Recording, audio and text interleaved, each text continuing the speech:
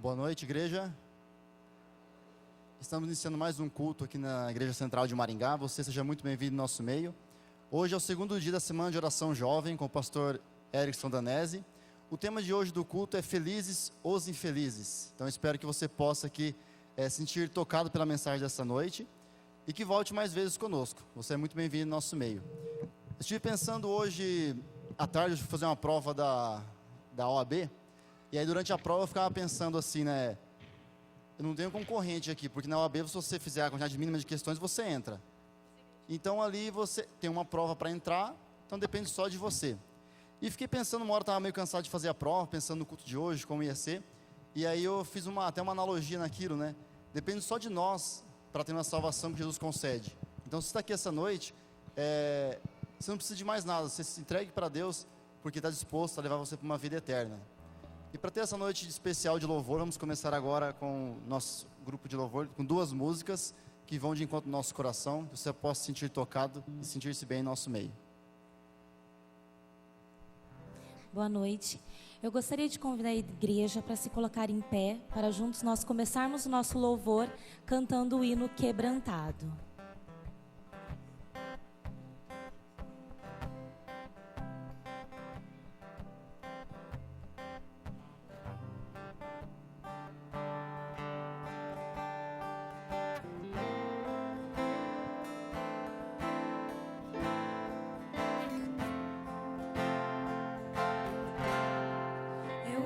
Para a cruz, e para a cruz eu vou do seu sofrer participar, da sua obra vou cantar, meu Salvador na cruz mostrou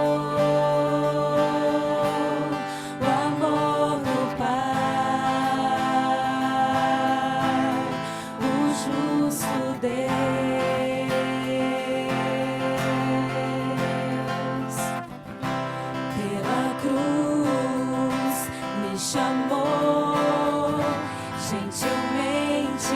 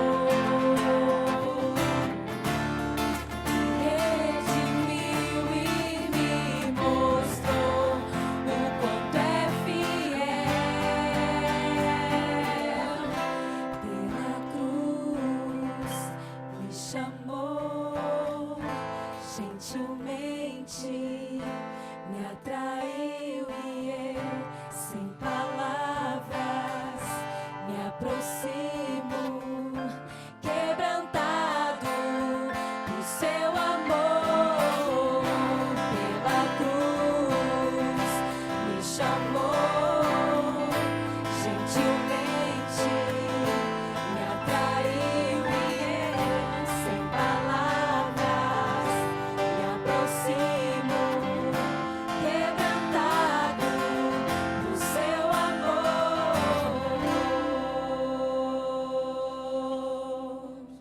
Amém?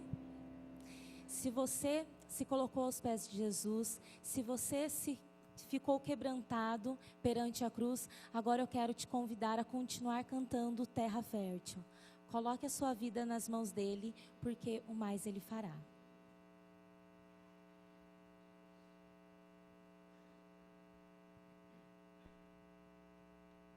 Terra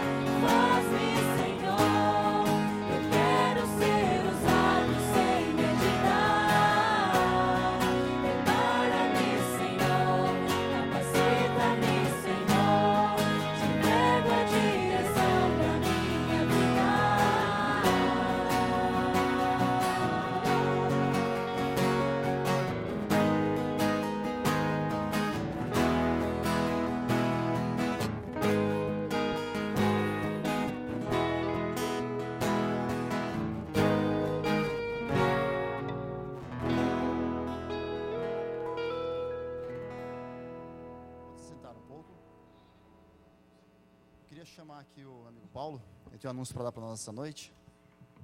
Por favor, Paulinho.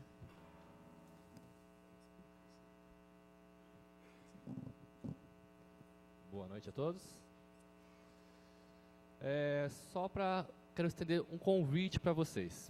A igreja tem se empenhado em fazer cada vez programações mais diferentes, trazer mensagens mais direcionadas para que nós possamos convidar os nossos amigos que por vezes não teriam muita facilidade em vir à igreja. O que eu quero dizer com isso? Que dentro de 2 semanas nós vamos ter mais uma série do Espaço Livre. Essa próxima série será ministrada pelo pastor Júnior, o pastor Osmar. Osmar Júnior. E ele já escolheu um assunto bem especial. O tema da série vai ser relacionamentos blindados. Então ele vai falar de diferentes tipos de relacionamentos, como nós podemos melhorar o nosso relacionamento e quem nós devemos buscar para fazer essas melhoras. Então, ore por um amigo, para que Deus te encaminhe um nome para que você possa fazer um convite bem especial para que ele possa participar conosco. No dia 2 de agosto começa essa nova programação. Fala final de semana que vem, no outro final de semana, 2 de agosto, domingo à noite, às 20 horas. Aguardamos vocês aqui. Obrigado. Eu queria chamar aqui o Antônio. O Antônio está ali. Ele vai contar um pouquinho da história dele para nós. Que ele vem até aqui à frente, por favor. Deixa eu ver se tem outro microfone. Pode usar esse aqui mesmo.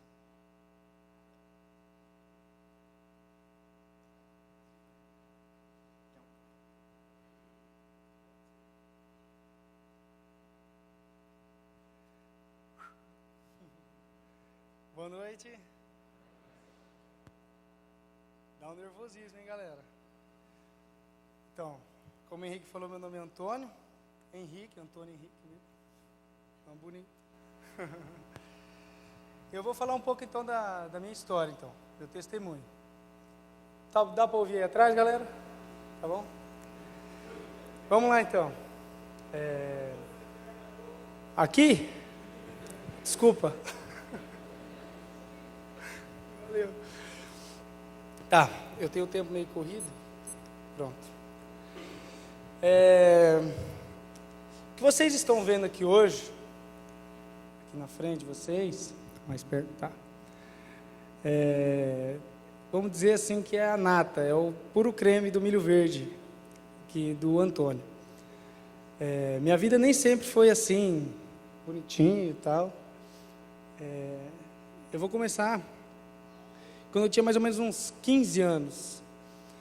E eu estudava num colégio particular, colégio de irmãs, era de freira, família católica, então me colocaram lá. E aí, eu sempre quis ser o pop, queria ser o cara mais, né?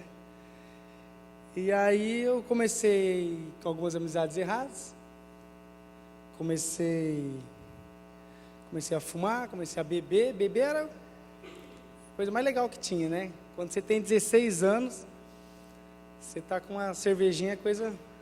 estamos tomando cerveja. E aquilo foi tomando parte da minha vida. Com 17 anos, eu saía toda noite para beber, e bebia de passar muito mal. E não sei como, não me pergunte. Eu entrei na faculdade, na UEM, passei. Estava praticamente reprovado, passei, entrei na UEM. E aí eu entrei e, assim, eu tinha bastante amigos, né? Sempre saía à noite. E na faculdade a gente tem acesso a várias coisas, né? E lá eu tive a oportunidade de experimentar algumas drogas e tal, sem muito compromisso. Chegou uma época que eu estava trabalhando, estudava à noite e tal. Não, minto, estava só estudando. Aí eu falei para o meu pai, falei, não quero mais estudar não, pai. Aí ele olhou para mim, você não quer mais estudar? Não quer mais isso para a sua vida? Eu falei, não quero mais estudar não. Ele falou, então você vai trabalhar. decisão. Sei que era mais difícil, né? Falei, então vou trabalhar. Aí comecei a trabalhar, só que primeiro emprego não ganha muita coisa, né? Aí eu arrumei um serviço de garçom. E daí nessa época você já começa a trabalhar, daí você já não tem tempo para suas amizades, e daí foi criando, fui separando aquelas antigas amizades. E conhecendo outros que eram um pouco pior, né? Que daí, de garçom, eu trabalhava em 2 serviços, então trabalhava das 8 às 6, ia em casa, tomava um banho, entrava às 7, ia até fechar o boteco. E nessa vida aí, eu estava muito cansado e tal, aí a gente ouve conselho daqui, ouve conselho de lá, de algumas pessoas, né, que dizem ser nossos amigos e tal. Eu achava que minha vida era muito boa, estou ganhando dinheiro e tal. Só que chegou uma época que não tinha mais base, porque tudo que eu ganhava, eu gastava em droga para ficar acordado. Eu gastava em bebida, chegava em casa terrível, quebrava coisa em casa, fazia...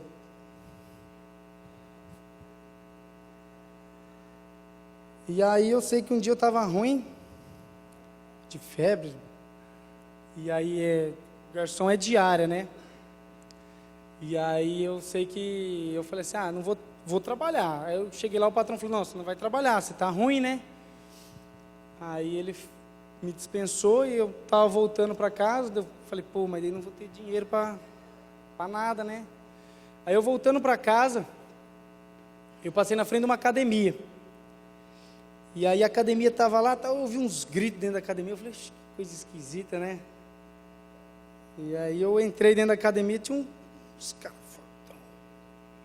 se batendo lá dentro, né? Era uma academia de luta. E eu cheguei lá, eu falei assim, o que é isso aqui? Academia de artes marciais e tal. Eu falei, quero fazer isso aí.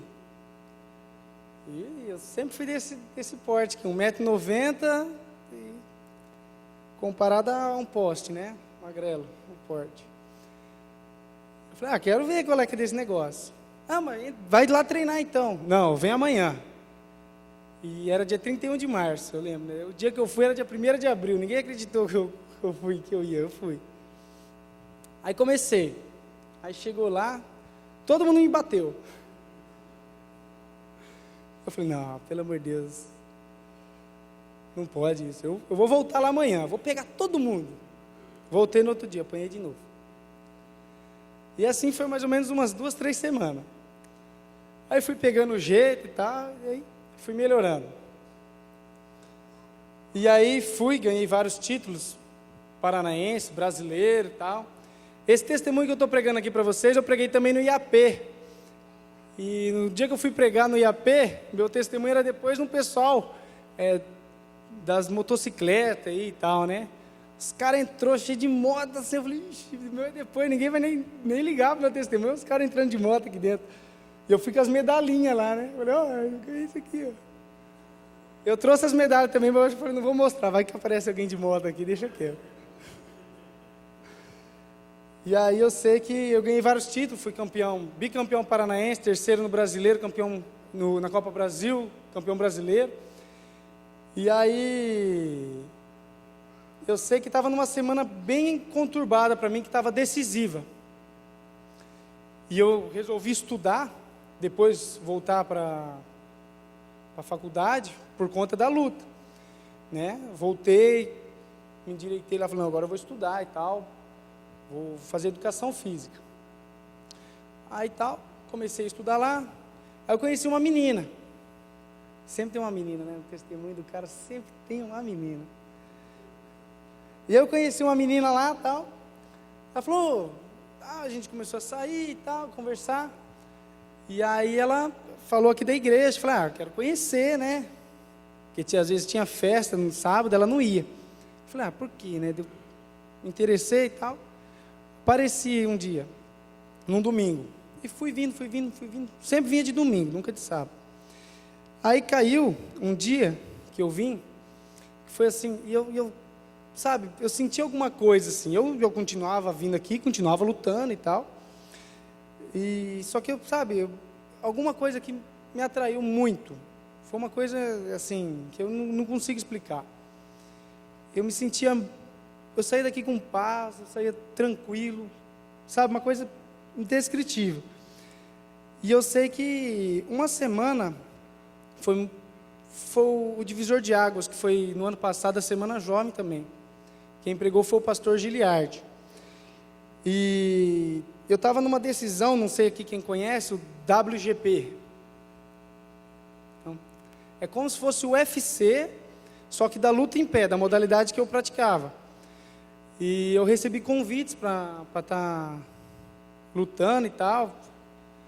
E aí ia ganhar bastante dinheiro e tal, né? Televisionado, tudo. E eu estava na semana que era para mim escolher o que eu ia fazer da minha vida. E foi justamente nessa semana, Semana Jovem do ano passado. E assim, conversei bastante com o pastor. E sabe, porque quando você começa a vir para a igreja, você já começa a ter um discernimento. Você fala, pô, será que eu estou fazendo uma coisa certa? Será que isso que eu estou fazendo é certo? Será que isso agrada aos outros? A Deus? Será que agrada? E eu via que a luta não era uma coisa que era boa. A gente tem essa noção. E aí, então, eu vejo que, depois desse momento, eu parei de lutar, comecei a vir bastante para a igreja, me senti atraído, comecei a vir de sábado. E assim, foi só bênçãos. E uma pessoa que hoje está aqui, que eu gostaria de agradecer, que esse testemunho não estaria aqui sem ela, é a Thalit, que é minha namorada, que ontem eu pedi ela em casamento. Eu achei que estava muito na cara quando eu fosse pedir ela no casamento, né? Mas ela nem desconfiou. Fica em pé, amor. Ontem ela deu um testemunho também, agora estou com o microfone, eu vou falar, velho. Ontem ela deu um testemunho, ela também falou lá, eu estava com vergonha. Mas é isso, pessoal. Eu gostaria de, assim, comparar a minha história com a do filho pródigo, né? Que ele saiu do lar para buscar alguma coisa assim que ele queria encontrar no mundo. E foi exatamente comigo. Eu queria encontrar fontes de felicidade, fontes de alegria momentânea. E não existe verdadeira alegria longe de Jesus Cristo. É isso que eu queria falar. Amém. Obrigado, Antônio. Palmas para o Antônio. Valeu, Antônio. Obrigado pelo teu testemunho. Que Deus possa te abençoar muito. E também o seu casamento aí agora, que a noiva, né? Vinícius. Oi. Deve estar se perguntando aqui o porquê desse quadro preto aqui na frente. Muita gente deve estar perguntando porque esse quadro é um pouquinho óbvio, mas tá, vamos explicar. Bom, se você teve algum pedido, agradecimento, que Deus tem feito na sua vida, o que você está precisando. Bom, esse quadro aqui vai ficar a semana toda. E assim, muita gente fala quero que pede para o meu pai, quero que pede, daí fala o nome da pessoa, só que ela acaba esquecendo o nome dessa pessoa. Então eu quero que vocês venham aqui durante a música, se vocês sentirem tocados, ou durante a semana, pode também ser durante o culto todo, e escrever aqui o nome da pessoa. Não é para escrever um texto, hein, gente? É para escrever o nome da pessoa, ou o que você está precisando de pedir ou agradecer. Eu Henrique, uma palavra que direciona aquilo que você quer, né? Que identifica o que você quer pedir ou agradecer. Daí isso aqui vai ficar embaixo, durante a semana. Daí... Tem uma banquetinha, tem giz ali, você pode pegar o giz, escrever o que você precisa. Então, durante a terceira música, você vem até aqui, escreve. Vamos começar, Vinícius? Vamos. Escreve lá o primeiro. É pedido ou agradecimento, você vai colocar? É um pedido para uma pessoa.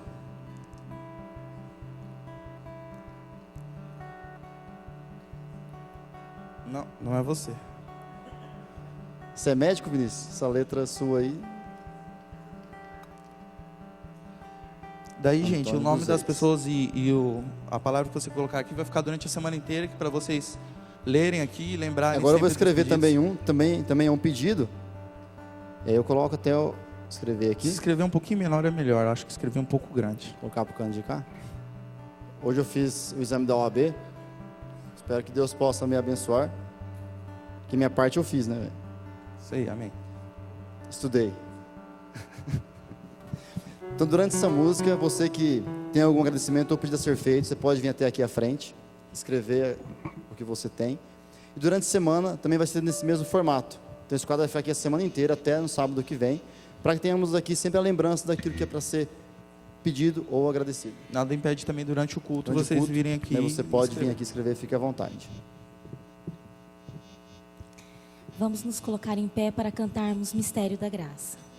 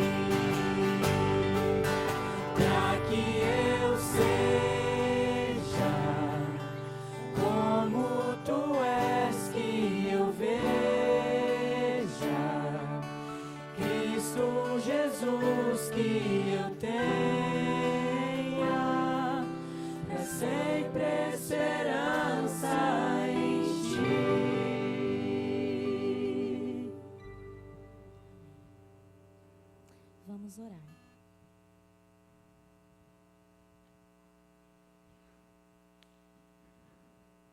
É sempre muito bom falar com Deus, fazer pedidos e agradecer. Então, nesse sentido, orar bem nos faz bem. Vamos, eles, todos que puderem, vamos falar com Deus nesse momento.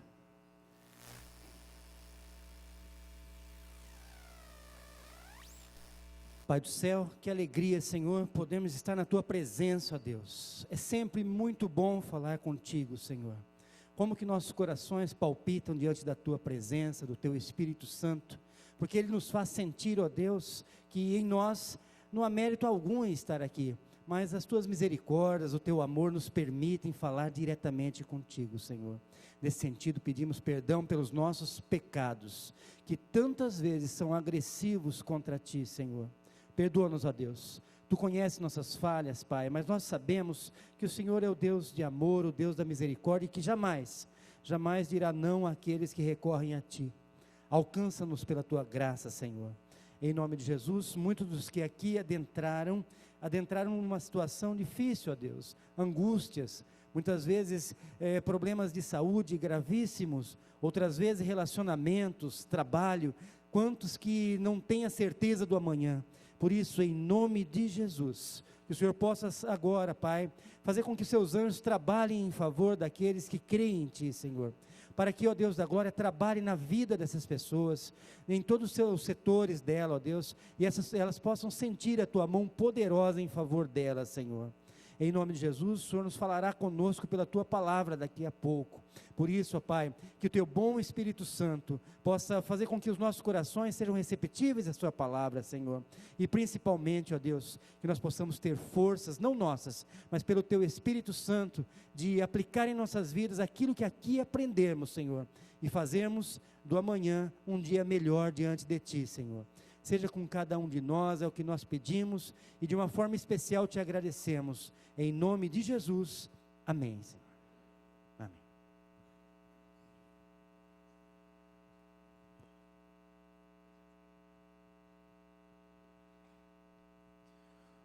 Boa noite.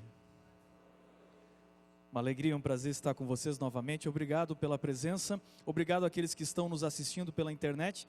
Ontem eu tive a alegria de fazer um culto jovem aqui com os universitários, e hoje muitas pessoas falaram comigo, tivemos amigos assistindo pela internet, além da igreja lotada. Até amigos lá do Rio Grande do Sul que mandaram um recado, estavam conectados conosco aqui nos assistindo. Uma boa noite para todos, uma alegria estar com vocês. Eu estou entusiasmado nessa semana por ver aqui a participação dos jovens, e não é para menos porque é uma semana dos jovens, e nós temos aqui a decoração, é um estilo, o carinho que os jovens colocam na sua maneira de ser, e é muito bom ver os jovens testemunhando. Eu fiquei aqui entusiasmado com Antônio, né? Com o testemunho dele, foi muito bem, viu? E é interessante a gente ver o nervosismo quando ele chegou aqui na frente, e depois ele foi se soltando, e foi muito bem. Nós temos que incentivar os jovens a testemunhar do que Cristo fez em si mesmo. Vocês viram que quando ele começou a falar daí da noiva, aí sim se sentiu firme, né? Seguro, e aí foi embora, porque o amor, afinal de contas, é o grande motivador, né? Então, parabéns aí ao Antônio pelo testemunho. Aliás, eu ia te dar uma dica, não existe uma vez só que a gente não suba aqui em cima e não fique nervoso. Eu já preguei para milhares de pessoas em Camporis, em vários lugares do Brasil, e não tem uma vez que você não suba nervoso. E interessante que eu lembro de uma aula, no seminário a gente tem uma matéria chamada homilética, né, que ensina a pregar e tal, técnicas de oratória. E diz um professor meu que havia um aluno que tinha medo de esquecer o sermão, então ele ensinou uma técnica do que você fazer quando chegar aqui na frente e der aquele branco, e você de repente esquece tudo. E diz que ele foi pregar então, era uma das primeiras vezes, o rapaz estava nervoso, e ele olhou para o povo e se intimidou, e ele esqueceu o sermão. Então ele esqueceu o sermão e lembrou das palavras, das instruções do seu professor. E o professor tinha dado alguns segredos, que um dos segredos era o seguinte: olha, se você esqueceu o sermão, tenta lembrar qualquer palavra do sermão, qualquer uma, e daí você fala bem forte, convicto, que isso vai te trazer a memória do sermão. E ele lembrou então que o sermão tinha aquela frase, eis que venho, do livro de Apocalipse, né? E ele não lembrou mais nada, lembrou dessa parte. Ele então olhou para o povo assim e disse, eis que venho! E não veio nada, não lembrou de mais nada. E ficou nisso, mas ele lembrou que tinha uma segunda dica, um segundo conselho do professor. Ele disse: olha, se você não lembrar nada, então você repete aquela palavra, fecha os olhos e repete com convicção. E então ele repetiu, com os olhos fechados agora: eis que venho! E ainda não veio coisa nenhuma. E ele continuou não lembrando. Então ele lembrou do terceiro e último segredo para lembrar. Disse assim: você repete a palavra, fecha os olhos, dá um passo firme para frente, que isso é para movimentar a sua memória e então você lembrar. E ele estava assim numa plataforma, ele estava bem na pontinha, tão nervoso, não percebeu. E então ele disse, né: eis que venho! E deu o passo para frente e se arrebentou no primeiro banco, em cima de uma vozinha que estava sentada bem aqui no primeiro banco. E aí você já sabe, acabou ali o sermão, foi um desastre, foi uma tragédia, né? E ele todo sem jeito foi se levantando, olhou para a vozinha e disse assim: a senhora me perdoa, eu estou começando aqui, estou nervoso e tal. E ela olhou para ele e disse: meu filho, fica tranquilo, por 3 vezes você avisou que vinha vindo, e eu não saí da sua frente, a culpa é minha. Não tem uma vez, viu, Antônio, que a gente não suba aqui sem ficar um pouco nervoso. Você foi bem. Deus abençoe os jovens. É importante os jovens aprenderem a testemunhar. Vamos fazer mais uma oração para abrirmos a palavra de Deus? Brevemente, feche os seus olhos comigo. Bondoso Deus, nós agora vamos abrir a Tua palavra, pedimos a Tua bênção, para que o Teu Santo Espírito nos guie por toda essa semana. Em especial, compreendamos a Tua vontade nessa noite. Em nome de Jesus, amém. Mateus capítulo 5, eu vou abrir para vocês aqui, não sei se todos vão conseguir visualizar, mas eu vou ler aqui para vocês.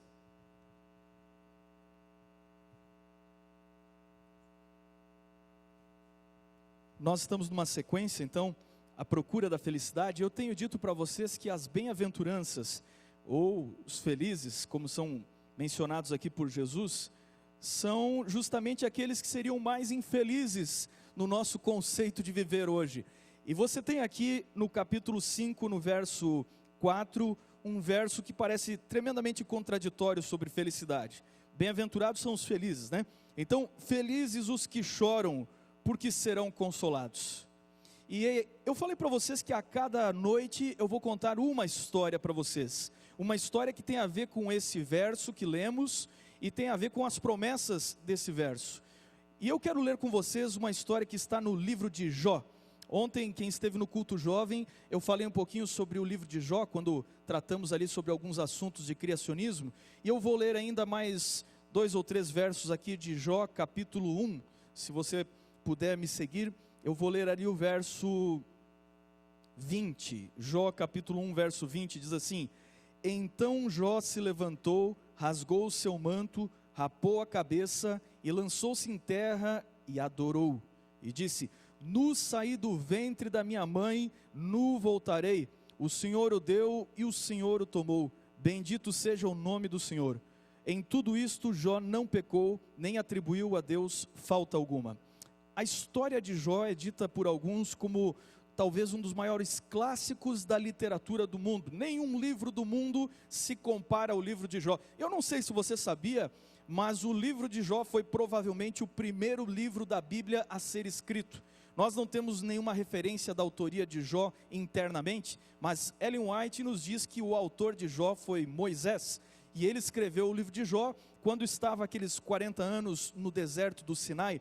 É bem provável que ele escreveu o livro de Jó ainda antes do livro de Gênesis. Ele aparece, é claro, associado aos livros poéticos da Bíblia, porque Jó é um livro de poesia, é um livro poético. Não confunda com isso literalidade. Eu não estou dizendo que Jó não é uma história literal. Eu só estou dizendo que o estilo de escrita do livro de Jó é poesia e prosa, mas é uma história real e que aconteceu. Quem era Jó e onde ele viveu? Bom, nós sabemos muito pouco sobre ele, mas aparentemente pelas palavras, pelos nomes das pessoas, pelos nomes dos lugares, nós acreditamos que Jó tenha vivido entre o período de Abraão e o período de Moisés. Talvez ele fosse descendente de alguns dos filhos de Abraão no seu segundo casamento ali com Quetura, quando ele estava viúvo, então casou-se de novo. Pode ser que Jó fosse descendente de algumas dessas pessoas que descenderam de Abraão. Provavelmente a terra onde Jó morava era nas vizinhanças da terra de Edom. Nós não temos muita certeza, mas quem sabe Jó tenha vivido ali ou nos dias de Jacó, ou quem sabe o próprio Moisés tenha conhecido Jó, e ele fosse um homem reto e temente a Deus, íntegro, que vivia naqueles desertos ou nos limites daquele deserto. Não se esqueça que o próprio sogro de Moisés, Jetro, era um midianita, ele não era israelita, e era um homem temente a Deus. Não é difícil de termos outras pessoas assim, e provavelmente uma dessas fosse Jó. A Bíblia diz que Jó era o homem mais poderoso dos seus dias, e ele era famoso por sua riqueza, por seu patrimônio. Ele tinha então filhos e filhas, ele tinha gado, ele tinha propriedades, e ele era um homem feliz. Talvez feliz no total sentido de realização familiar, profissional, que nós podemos imaginar.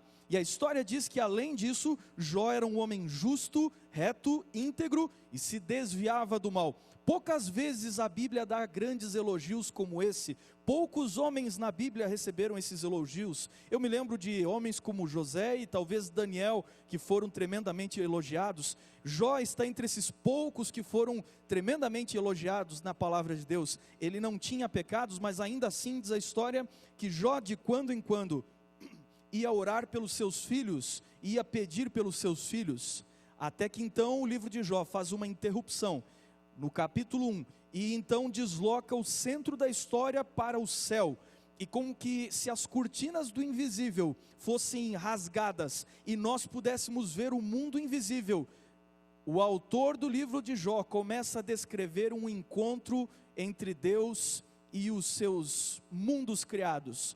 E a Bíblia diz que os representantes, os filhos de Deus, vieram de todos os lugares para adorar a Deus. Mas no lugar de Adão, o representante desse planeta, veio aquele que usurpou de Adão o direito por esse planeta. Satanás apareceu no céu, no meio daquela celebração, no meio daquela grande reunião. E ele arrogantemente se descreveu como alguém que vem de rodear a terra, dizendo como que lá tudo é meu, e eu estou passeando por lá, e lá é meu governo, aqui o senhor pode ter me expulsado, mas lá eu tenho o meu governo. E então Deus é que faz o grande desafio dessa história, e ele diz assim: você está pensando que lá tudo é seu? Você não viu o meu servo Jó? Como ele é diferente, apesar de viver num mundo de pecado, num mundo onde existe morte e dor, como ele se desvia do mal. E então Satanás retruca e diz o seguinte: o senhor acha que ele te serve de graça? Por acaso Jó debalde serve ao senhor? Ele tem segundas intenções, ele é interesseiro, ele é fiel porque existe essa matemática aí que o senhor está colocando, se é fiel, é abençoado, e ele protege, o Senhor cerca ele, o Senhor não deixa que nada aconteça de errado com ele, deixa que eu vá lá e mexa com ele, para ver se ele não amaldiçoa e se ele não te abandona.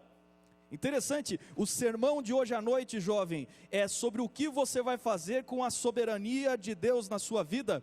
Não é um sermão sobre sofrimento, não vim aqui pregar sobre isso, é um sermão sobre o que você vai fazer com a soberania de Deus, porque quando você olha para a história de Jó, você percebe que Deus está no comando e no controle o tempo inteiro, e até mesmo quando Satanás vai fazer suas maldades para Jó, ainda assim ele precisa receber a permissão de Deus. Então Deus diz assim: pode ir lá e tocar no que é dele, mas, e eu gosto dos mas da Bíblia, porque eu vejo que Deus está no controle o tempo inteiro, mas você não pode tocar nele.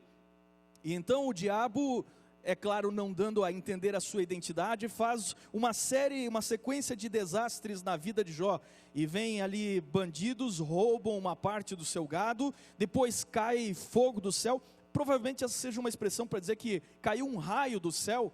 E você sabe, naquela época, quando as pessoas viam um raio cair do céu, um fogo, alguma coisa extraordinária vindo do céu, logicamente, se veio do céu, é Deus quem mandou. E os servos que sobrevivem vão ao encontro de Jó dizendo: caiu o fogo de Deus, e destruiu ali com o rebanho das ovelhas. E para completar a série de tragédias, os bens de Jó que são perdidos, então diz a história que se levanta um vento que vem do deserto, e o vento foi feito por Satanás, mas lembre-se que Deus tem o controle sobre a natureza, e até mesmo quando Satanás vai tentar a vida de Jó, é Deus quem dá a permissão. E então esse vento vem e destrói a casa do filho primogênito de Jó, e derruba a casa em cima da família, dos filhos de Jó. E Jó no mesmo dia perde todos os seus filhos. E então o texto ali diz que ele se joga no chão, se prostra, não só se ajoelha, rasga as vestes em sinal de luto, e ele chora, e ele fica ali. E Satanás volta até o céu, e então existe uma nova conversa.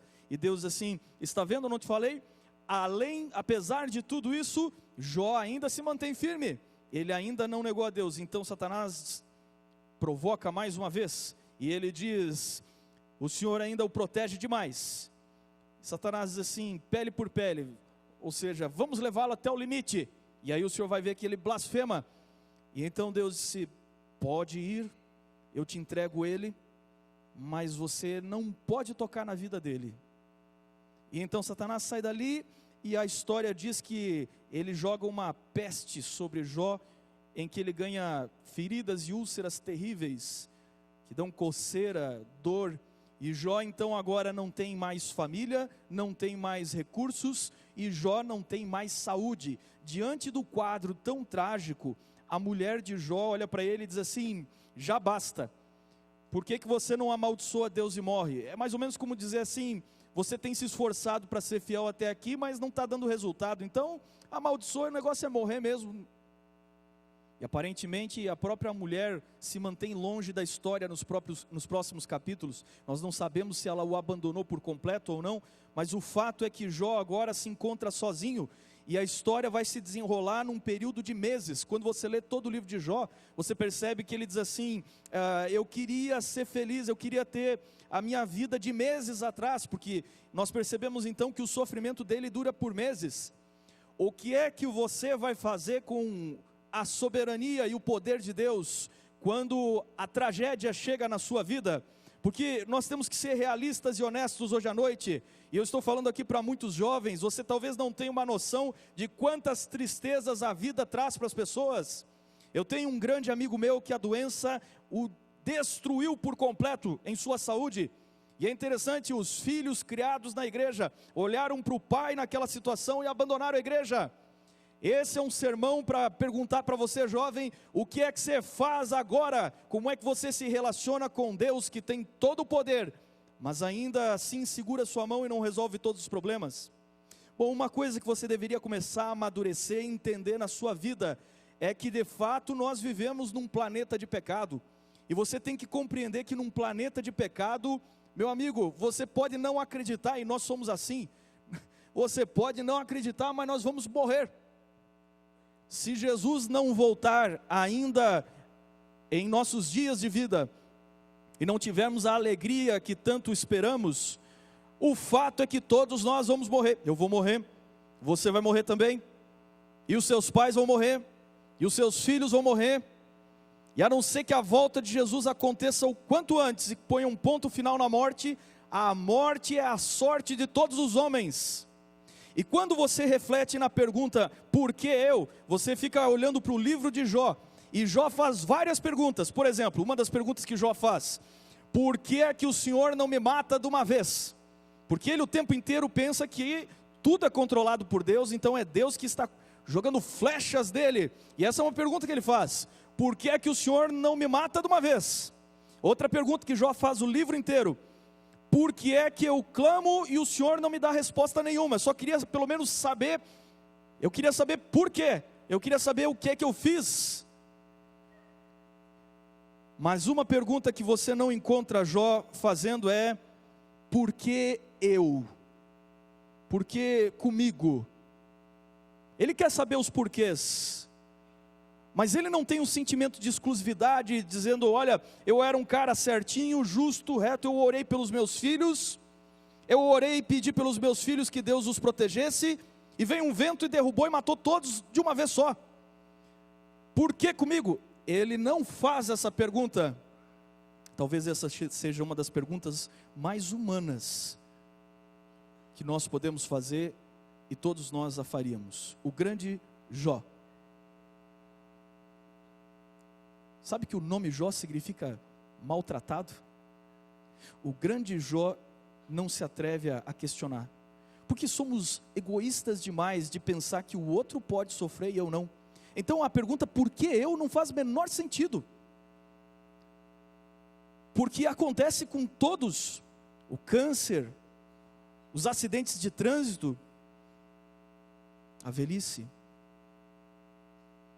Acontece com todos, e quem sou eu para dizer que eu tenho mais direito de ser melhor protegido e os outros não? Uma das grandes realidades da Bíblia é que ela ensina que Deus manda chuva sobre justos e ímpios. Ou seja, quando chegar o dia do juízo, nenhum ímpio vai poder dizer: olha, eu não temi a Deus porque minha vida era só seca e tragédia. Não, até os ímpios recebem bênçãos. Deus manda chuva sobre justos e ímpios. É interessante que quando você reflete na história de Jó, surgem então 3 personagens fantásticos. São 3 amigos de Jó. Ele parece que é o grande líder desses 3. E eles vêm de longe para consolar o seu amigo. E quando eles chegam, é uma reação tremendamente natural, que eu já vi muitas vezes, como pastor, muitas vezes já visitei hospitais, fui em UTIs, às vezes a gente vai junto com mais alguém, e é interessante você ver a reação das pessoas diante da tragédia e do sofrimento. E a reação dos amigos de Jó foi mais ou menos a seguinte: eles chegaram, olharam para aquele homem sentado na sujeira, cheio de feridas e tumores na pele, eles olharam para ele naquela situação e olharam assim: minha nossa, que é isso? Eles quase não se controlaram. E então eles começam a tentar consolar Jó. E no discurso desses 3 amigos, eles começam a dizer assim: Jó, o negócio é o seguinte: Deus é justo e Deus é bondoso. E se Deus é justo e bondoso, olha a lógica, interessante, eles usam de lógica. Se Deus é justo e bondoso, então alguma coisa você fez aí. Tem alguma coisa para resolver. E Jó começa a argumentar com eles assim: mas espera aí, mas eu não fiz nada.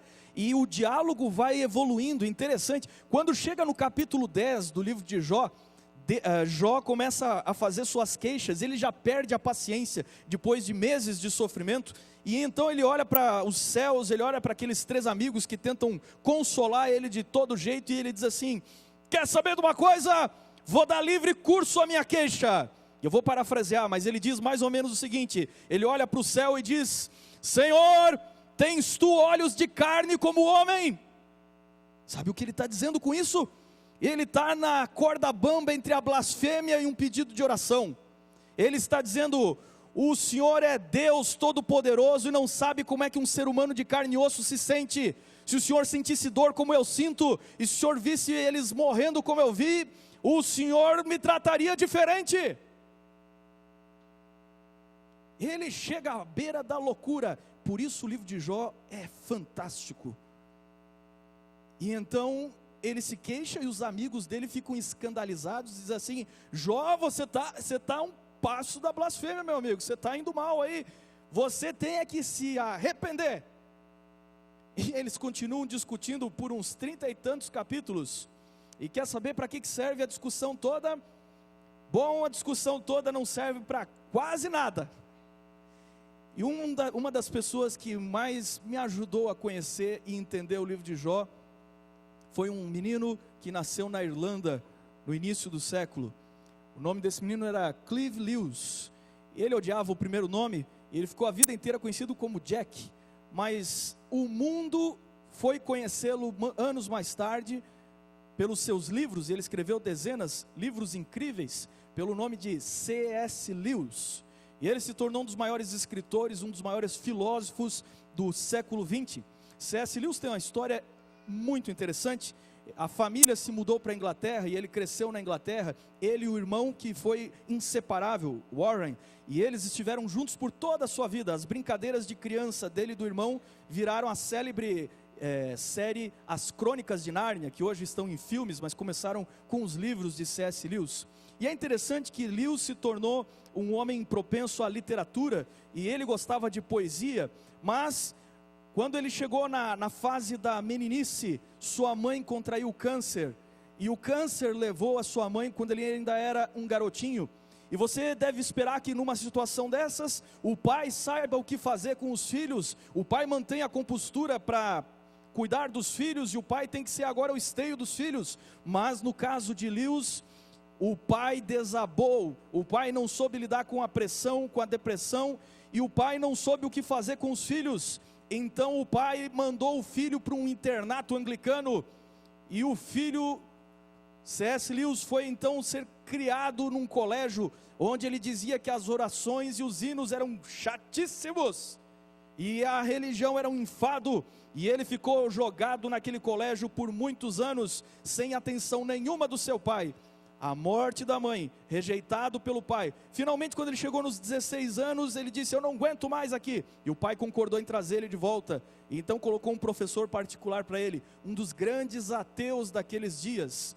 E o homem era uma referência de lógica e de conhecimento e de filosofia. E ele ensinou C.S. Lewis a se tornar um grande ateu. E então aquele menino, agora educado por um professor ateu, rejeitado pelo pai, com a morte da mãe, finalmente ele chegou ao ponto que ele disse: basta! E ele abandonou por completo a religião e abandonou a Deus. A gota d'água talvez tenha sido quando ele estava aí por 17, 18 anos, estourou a Primeira Guerra Mundial, e ele se alistou e foi para a Primeira Guerra Mundial. E a guerra traumática, onde ele via todos os dias os seus melhores amigos explodirem do seu lado, ele chega à conclusão que um Deus onipotente de amor não poderia deixar tudo aquilo acontecer. E ele rejeita completamente a Deus. E quando ele volta e sobrevive à guerra, e quando ele volta para casa, ele se torna mais tarde professor de Oxford. E ele se torna um dos grandes homens da literatura, ele era professor de literatura. E é interessante que C.S. Lewis percorreu o caminho do ateísmo, falando mal e debochando da religião.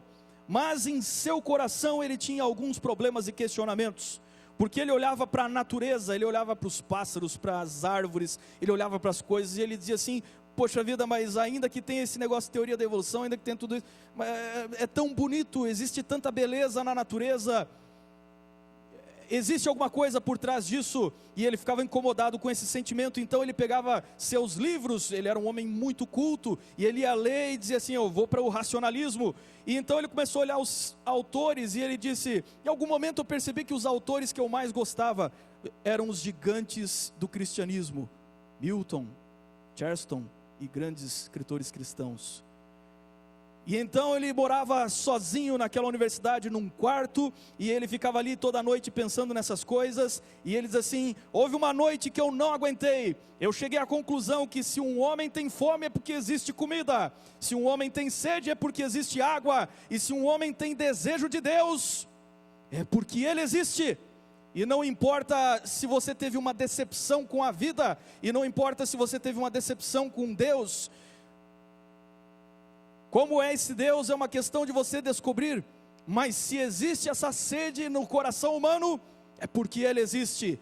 E Lewis descreve sua vida, ele diz assim: naquela noite, eu olhei para a cama, e o mais relutante dos convertidos se ajoelhou diante da cama, o maior de todos os ateus caiu de joelho, e ele disse assim: dei um salto no escuro, e me atirei à fé.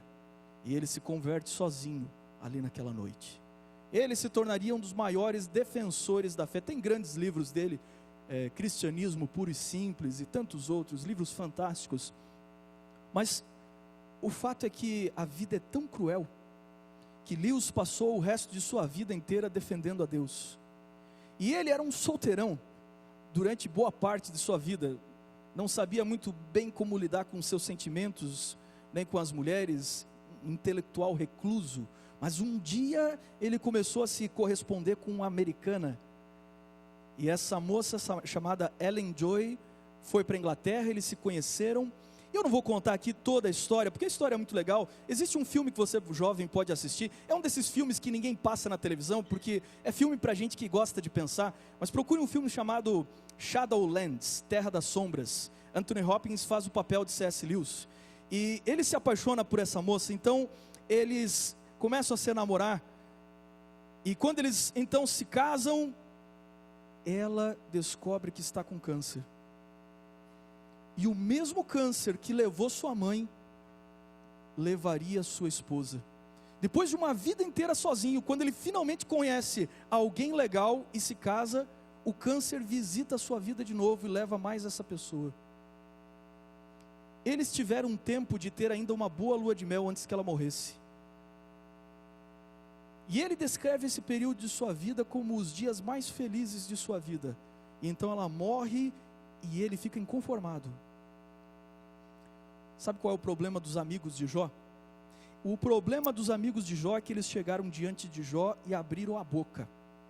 E tem 30 e poucos capítulos na Bíblia, no livro de Jó, que é 30 e poucos capítulos de teologia inútil, inutilidade.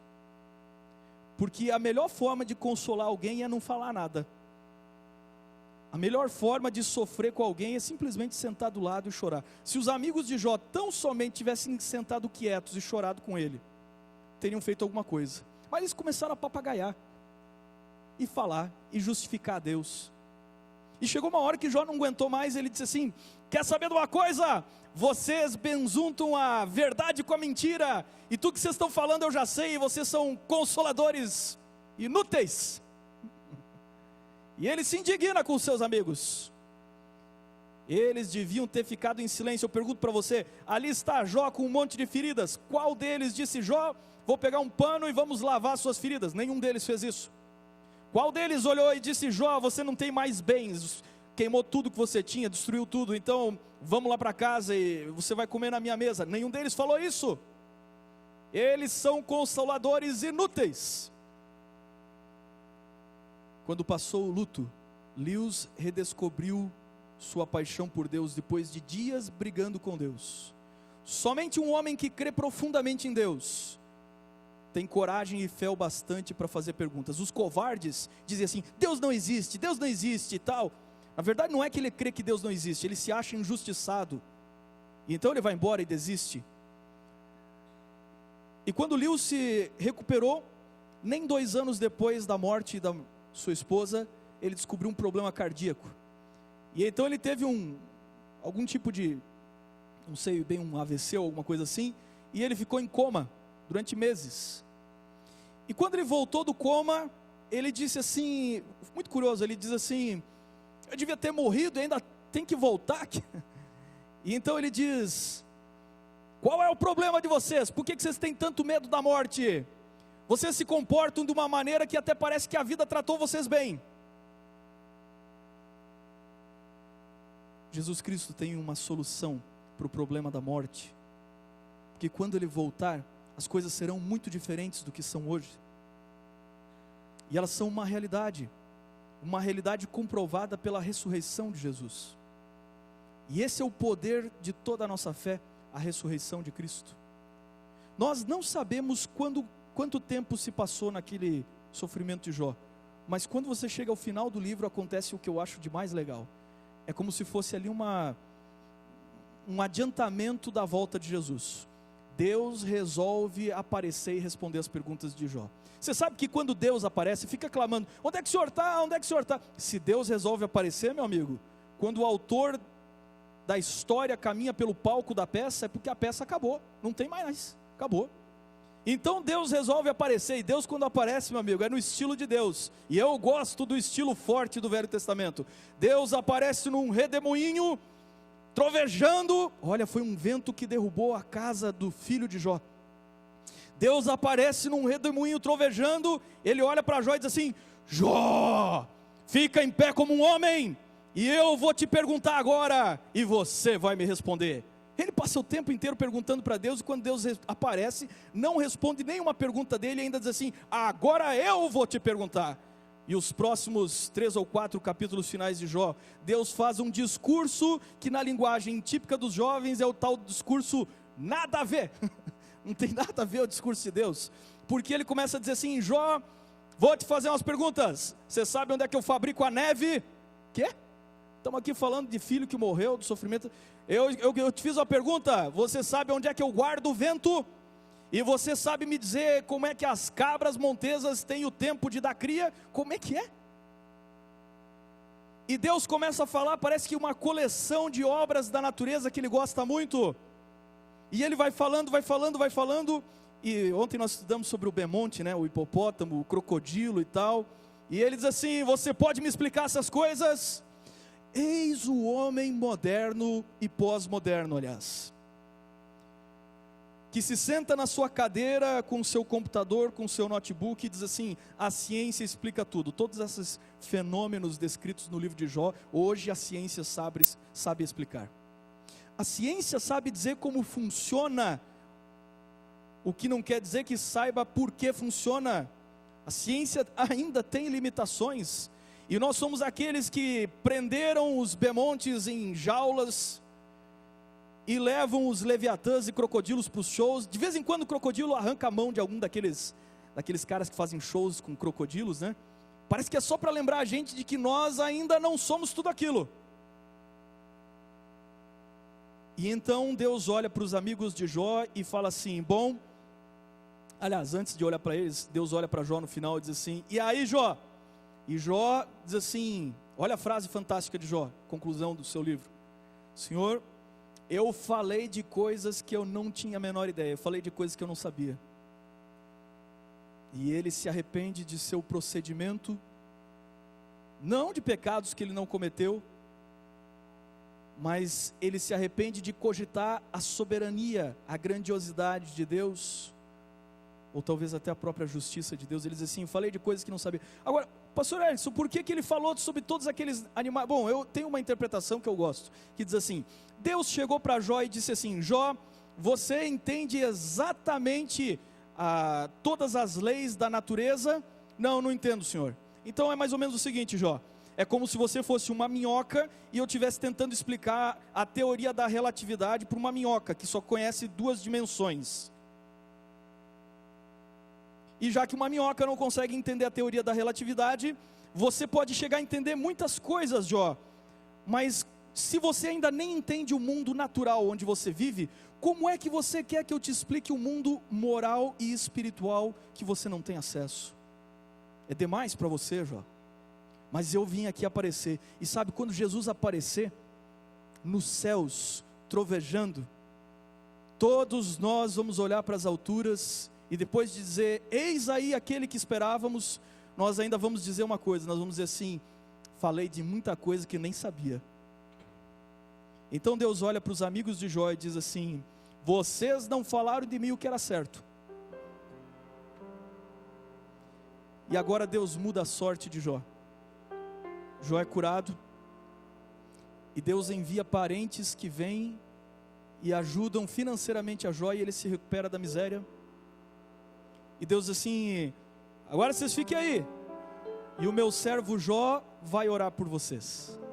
Enquanto Jó orava por seus amigos, sua sorte foi mudada. Eu creio que existe um tempo, por muitos anos da minha vida, eu duvidava que Deus estabelecesse o tempo certo de cada coisa para a vida das pessoas. Eu pensava comigo, será que Deus determina, ou será que Ele estabelece o dia que uma pessoa vai morrer ou não? Como é que funciona isso? Eu pensava, não, acho que Deus deixa a coisa correr.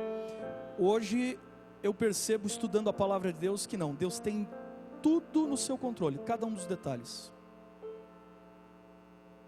Por exemplo, eu estava essa semana estudando sobre a vida de João Batista, e Ellen White diz assim, ó, que Deus permitiu que Satanás abreviasse o tempo de vida de João Batista. O que quer dizer, em outras palavras, que Deus tinha um tempo exato para a vida dele. Deus tem o controle e a soberania da sua vida. Mas se você se sente injustiçado, e todos nós passamos por sofrimentos, alguns muito mais, eu quero dizer a você que, como o livro de Jó, eu não tenho nenhuma resposta hoje à noite para vocês, nenhuma, porque eu não vim pregar um sermão sobre sofrimento. Eu vim dizer a você que se há um Deus soberano que tem tudo sob o controle, a melhor coisa e a mais sábia a se fazer é ter fé e confiar que esse seria o caminho que você escolheria se tivesse a onisciência que Ele tem. E talvez, como Lewis, o relutante convertido, você tem que dar um passo no escuro e se jogar de joelhos, confiando. Lewis morreu muito feliz e muito cristão, 2 anos depois que a sua esposa morreu. E Jó ainda viveu 100 e tantos anos depois disso. Eu não sei como sua esposa voltou, se era a mesma, se aquela morreu e veio outra. Acredito que seja a mesma. Mas a história diz que ele teve o dobro de bens que tinha antes. Deus devolve em dobro agora para ele. E quando fala sobre os filhos, Deus não duplica os filhos, mas devolve o número de filhos exatos que ele perdeu. Ele tem mais filhos e filhas. E alguém pode dizer, e alguém já me disse uma vez: mas pastor, um filho que perdeu, mesmo que venha outro, não compensa. Deus não trabalha compensando nada. Aqui existe apenas um simbolismo da ressurreição. Aqueles que a crueldade desse mundo te tomou, um dia eu vou te devolver. E essa é uma grande promessa. E termina Jó dizendo assim: viveu farto de dias, porque Jesus diria mais tarde: bem-aventurados os que choram, porque serão consolados. E essa é uma história de um homem que foi consolado. Ah, sim, antes que tenha a mensagem musical, para você sair daqui de bem com Deus e acertar suas contas com Ele, eu tenho que te dizer que Deus resolveu responder ao desafio de Jó. Tens tu olhos de carne? E então nasce um bebezinho em Belém. Deus com olhos de carne. Sim, Deus tem olhos de carne. Vamos ouvir a mensagem?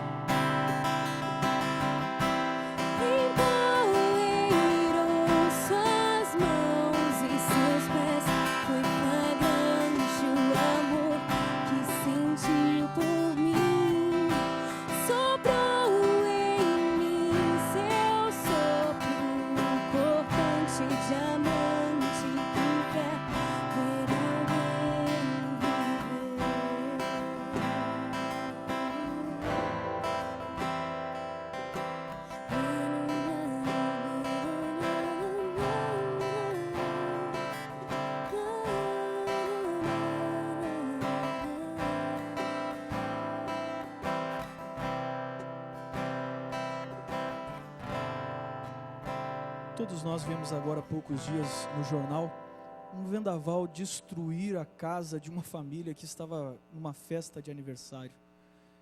E acabou com tudo, virou carro, jogou casa longe. E então o repórter pergunta: e como é que foi? O que o senhor achou? E esse homem, não sei que religião ele tem, ele olha para a câmera e diz assim: acabou com tudo aqui, mas Deus gosta muito da gente. Que testemunho fantástico. Deixa eu orar por você. Bom Deus e bom Pai, perdoa, Senhor, as nossas dúvidas e os nossos temores. Às vezes nós nem somos a vítima do sofrimento, mas nós já nos questionamos sobre Tua justiça e soberania. A história de Jó, submetido à severa prova de Satanás, ficou preservada nas Escrituras para que milhares e milhões ao longo da história percebessem que existe um grande conflito por trás do invisível e soubessem que há um Deus que, apesar do sofrimento nessa terra, está no controle, e Ele é que vai encerrar o livro, Ele é que vai encerrar a história. Nós sabemos, Senhor, que aqui é um deserto, mas esta é uma história de final feliz. Obrigado, Senhor, por Tua salvação, e obrigado porque Teu Filho tem olhos de carne e sabe o que sentimos. Em nome de Jesus, amém. Uns recadinhos agora, eu vou ali à porta despedir você e te espero amanhã à noite. Que Deus abençoe.